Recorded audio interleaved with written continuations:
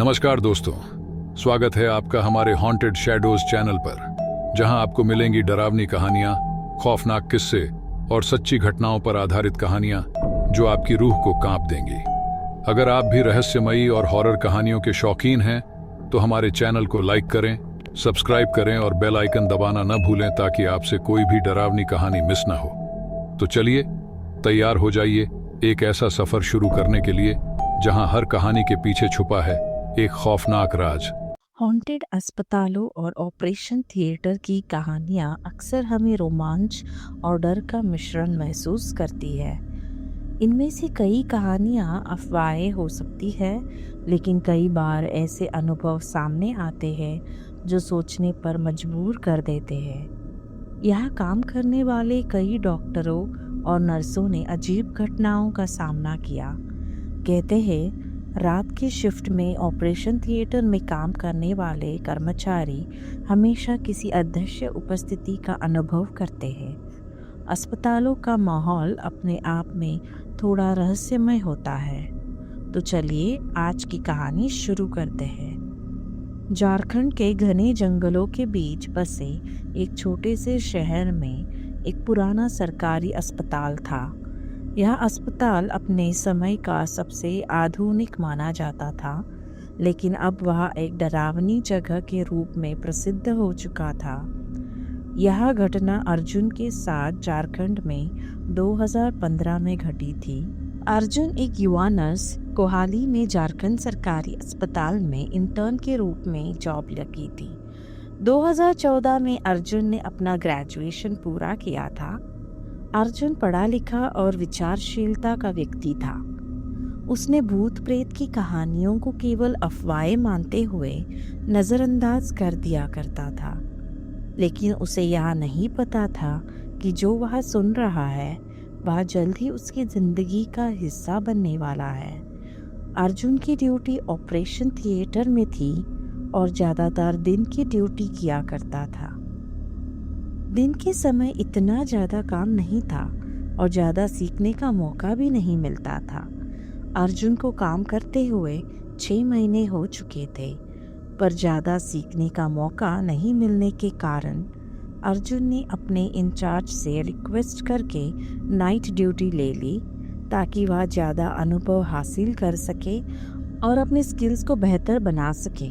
तो night duty में क्या होता था कि जब कोई केस आता था या ऑपरेशन होता था तो मुझे ही उसे हैंडल करना पड़ता था, क्योंकि डॉक्टर्स के पास कोई ऑप्शन नहीं होता था। ऐसे में वे मुझसे कहते थे, ठीक है आप भी साथ आ जाइए और हमें असिस्ट कीजिए।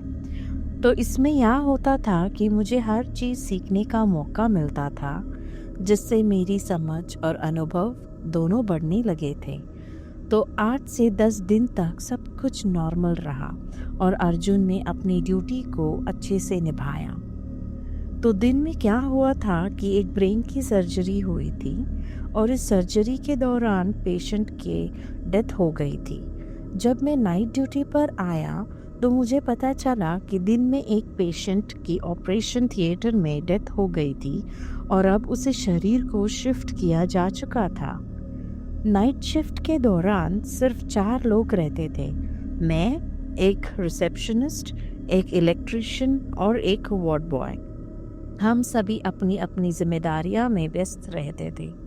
तो इसके बाद जब मैं अपनी नाइट ड्यूटी कर रहा था तो मेरा सारा काम था कि जो सुबह अर्ली मॉर्निंग में ऑपरेशन थिएटर में सर्जरी होती थी उनके लिए ओटी को रेडी करना होता था। मैं वह सब कर रहा था और बेसिकली यह काम 2 से 3 घंटे में निपटा कर उसके बाद जो पेपर वर्क होता था उसे भी पूरा करता था। नाइट ड्यूटी का सारा काम मैंने ख़त्म करके और जितनी भी ओटीज़ थी वहाँ पर सुबह सर्जरी के लिए जो सामान चाहिए था वह सारा सामान रखकर मैं वापस अपने नर्सिंग स्टेशन पर बैठ गया। मैंने ऑपरेशन थिएटर के सारे गेट बंद कर दिए थे। तो वहाँ पर ऑपरेशन थिएटर का जितना एरिया था उसमें कुल 5 ऑपरेशन थिएटर थे और इन 5 ऑपरेशन थिएटर के अंदर अर्ली मॉर्निंग में अलग अलग सर्जरी होनी थी।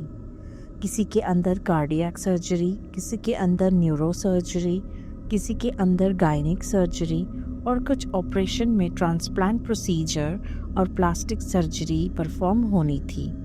यह सभी सर्जरी अलग अलग ऑपरेशन थिएटर में थे, समय पर होनी थी। तो सारा काम तकरीबन मैंने 12 बजे तक ख़त्म करके अपने नर्सिंग स्टेशन पर आकर बैठ गया, जहाँ मुझे कुछ देर आराम करने का वक्त मिल गया। और जो वार्ड बॉय था वह अपने काम कर रहा था। तो वार्ड बॉय ने कहा, आप बैठिए, मैं चाय लेकर आता हूँ। इस टाइम रात के 1 बज रहे थे।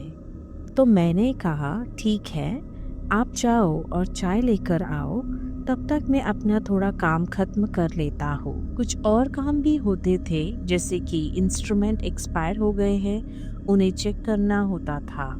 मैंने वार्ड बॉय से कहा, तुम चाय लेकर आओ, चाय पीकर हम दोनों फिर मिलकर यह काम कर लेंगे।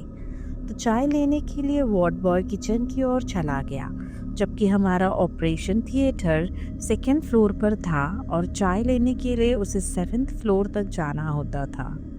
वैसे तो बेसिकली हम फ़ोन करते हैं और किचन से लोग चाय लेकर आ जाते हैं, लेकिन इस दिन वार्ड बॉय ने बोला, मुझे थोड़ा काम भी है, मैं वह भी कर लूँगा और चाय भी लेकर आ जाऊँगा। तो जब वह ऊपर गया तो मैं अपना काम कर रहा था और सोच रहा था कि थोड़ा आराम कर लूँगा, फिर दोनों मिलकर बाकी काम निपट लेंगे। अचानक मुझे ऑपरेशन थिएटर का दरवाज़ा खुलने की आवाज़ आई। तो मुझे लगा कि जो वार्ड बॉय नीचे चाय लेने गया है, शायद वह इधर से होकर गया होगा, इसलिए दरवाज़ा खुला होगा। मैंने इस बात पर ज़्यादा ध्यान नहीं दिया और अपना काम जारी रखा।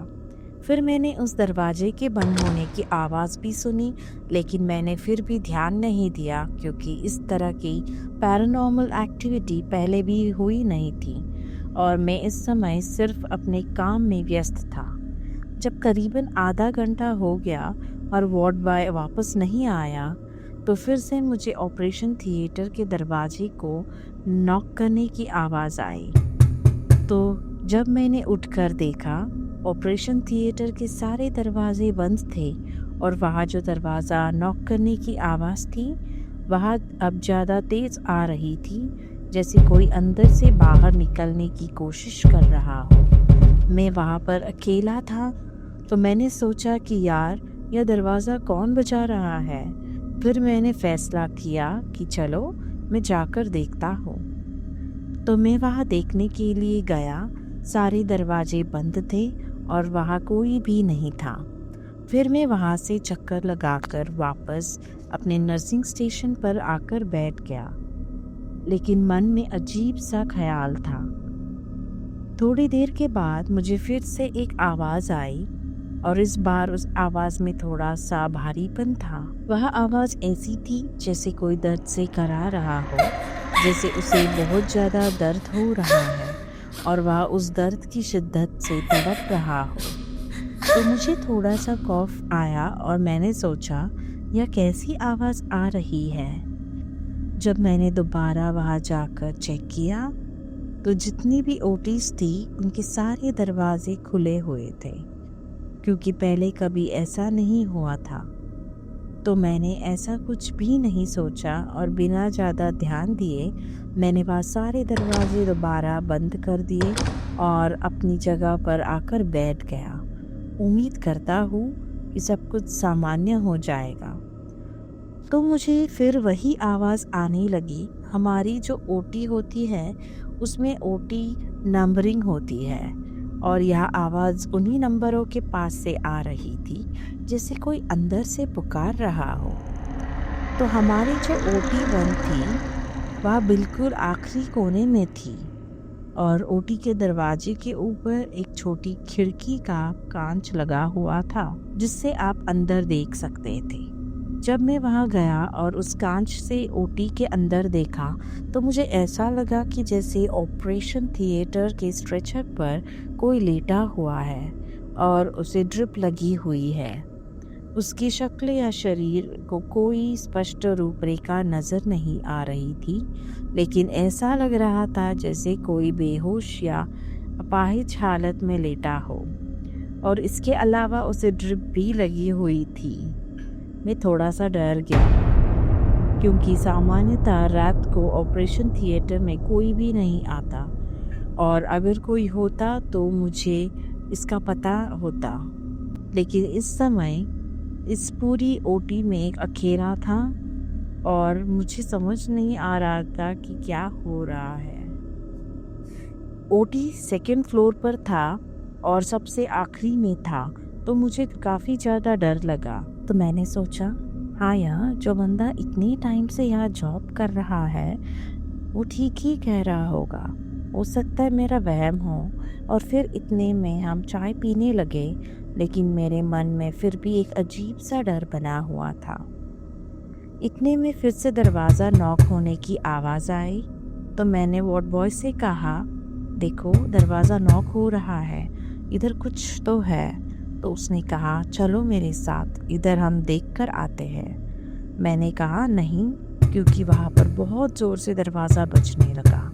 वह आवाज़ इतनी खौफनाक थी कि हम दोनों ही डर गए थे, और हमारी हिम्मत नहीं हो रही थी कि हम उस दरवाजे के पास जाएं। तो वार्ड बॉय ने बोला, ऐसा कभी नहीं हुआ यहाँ पर। और फिर मुझे कहा, चलो चलकर देखते हैं। लेकिन मुझे बहुत ज़्यादा डर लग रहा था, क्योंकि मैंने कभी भी ऐसी चीज़ को फेस नहीं किया था, और मैं इस हालत में बिल्कुल नहीं था कि उस अंधेरे ऑपरेशन थिएटर में जाऊँ। उसने मुझे बोला कि चल कर देखते हैं, तो मैंने कहा ठीक है।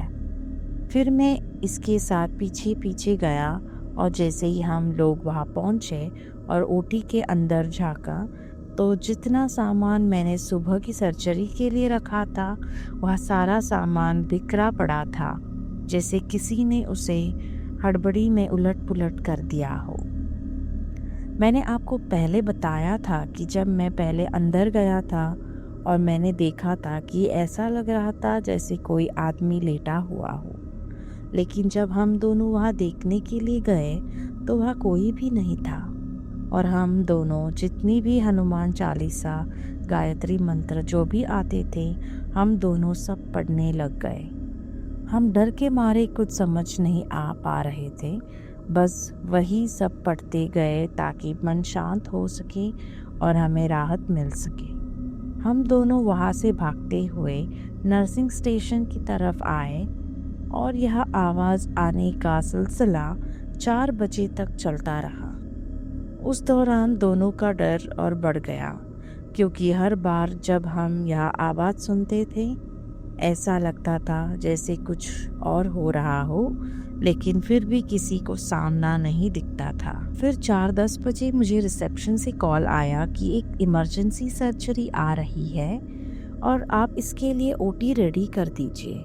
हमारे मन में डर इस कदर बैठ चुका था कि हमें ओटी की तरफ जाने की हिम्मत ही नहीं हो रही थी। वह जो साया दिखा, वह डरावनी आवाज़ें और ओटी में बिखरा हुआ सामान, इन सब ने हमें इतना घबराहट में डाल दिया था कि हम अपनी ड्यूटी को भी सही से निभाने के लिए वहाँ जाने से डर रहे थे। जब सर्जरी आई और ऑपरेशन करना था तो पेशेंट को ऊपर लाने के लिए डॉक्टर और बाकी स्टाफ भी साथ थे। सब लोग वहाँ आ गए थे, जिसमें हमें थोड़ा सा सुकून मिला और डर कम हुआ। फिर हम ओटी की तरफ उनके साथ गए, लेकिन हमने उन्हें यहाँ नहीं बताया कि ऐसा कुछ हुआ है। जब हम लोग ओटी की तरफ गए तो सारा सामान बिल्कुल वैसे ही सेट था जैसे मैंने करके रखा था, और कोई चीज़ भी बिखरी हुई नहीं थी। हम दोनों एक दूसरे का मुंह देख रहे थे, यह सोचकर कि यह क्या हुआ। फिर वह दिन था और इसके बाद मैंने नाइट ड्यूटी करने के लिए इंचार्ज को मना कर दिया। इंचार्ज ने मुझसे पूछा कि क्या हुआ था, तो मैंने उन्हें बताया कि रात में हमारे साथ एक वाकया हुआ था। तो इंचार्ज ने मुझे समझाया कि नहीं, ऐसा कुछ नहीं होता, तुम्हारा वहम होगा। लेकिन फिर भी मैंने वहाँ पर नाइट शिफ्ट नहीं की। और फिर वहाँ काम करते करते 2 साल हो चुके थे। बाद में मैंने वहाँ से जॉब छोड़ दी। हो सकता है बताने और सुनने में यह इतना डरावना ना लगे, लेकिन जो हमने वहाँ पर अनुभव किया था वह सच में बहुत ही खौफनाक था।